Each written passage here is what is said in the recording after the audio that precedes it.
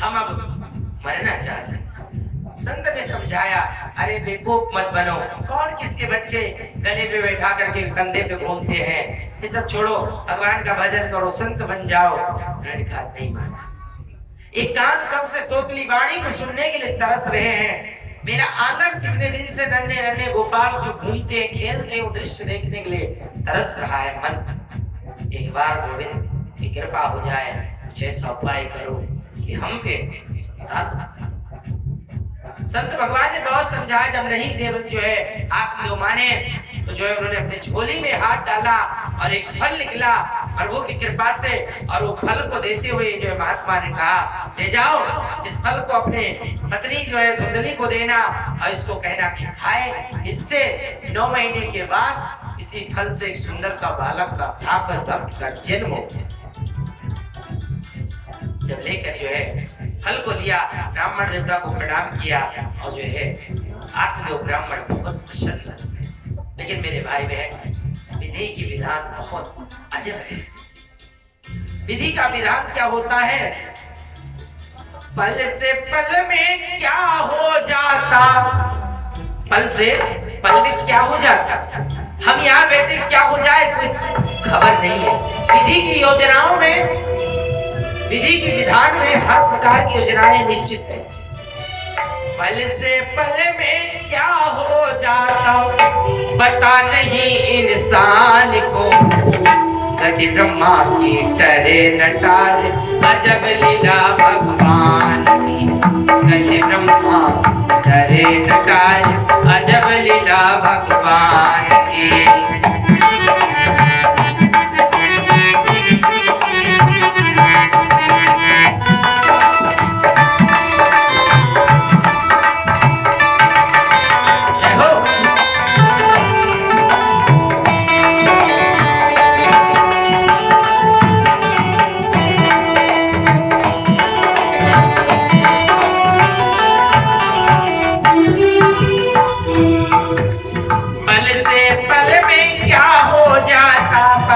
पल में क्या हो जाता पता नहीं इंसान को, गति ब्रह्मा की टरे नटार, अजब लीला भगवान की।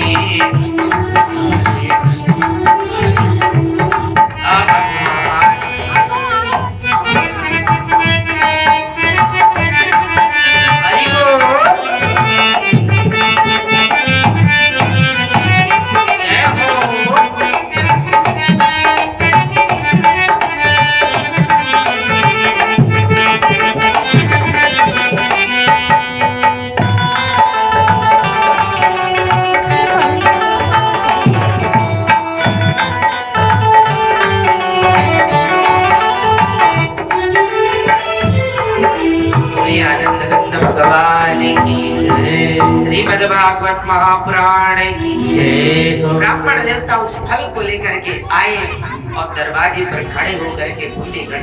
अरे सुनती हो देवी? देवी जो है अंदर से निकली। हाँ बताओ क्या है, क्यों इतनी तेज से आवाज दे रहे थे?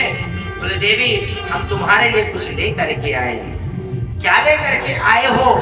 कहा देखो ये फल लेकर के हम आए हैं। बोले फल लेकर के आए हो तो इतनी तेज से बुलाते हैं? हम तो जानते थे, हम जानते थे कि जो है आप मेरे लिए 9 लखा हार लेकर के आए होंगे। इतनी जोर से आपने आवाज दे करके मुझे बुलाया।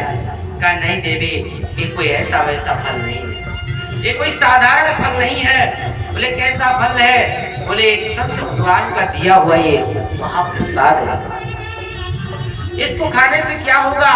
बोले इस खाने से मेरे घर में बेटा नहीं है, तो एक सुंदर खाकर का जन्म होगा मेरे घर में।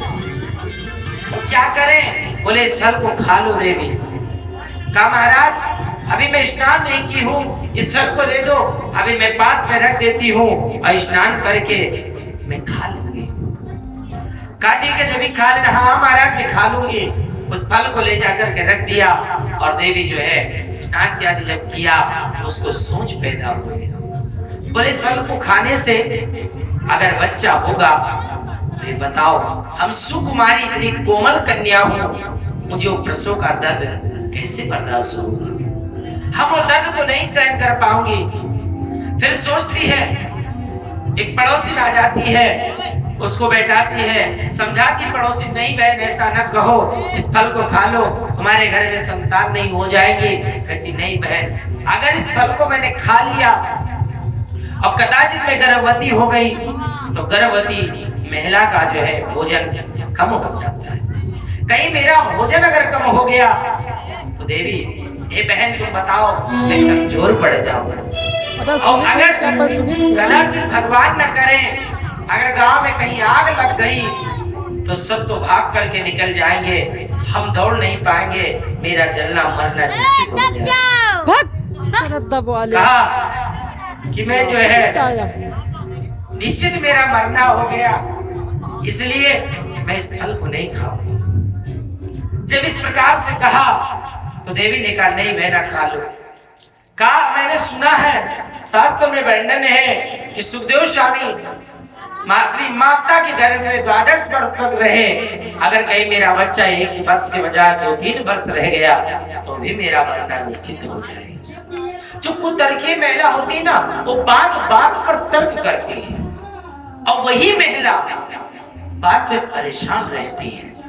और जिन पर पति पे भरोसा, ईश्वर पर भरोसा होता है, वो हर प्रकार प्रसन्न रहती है।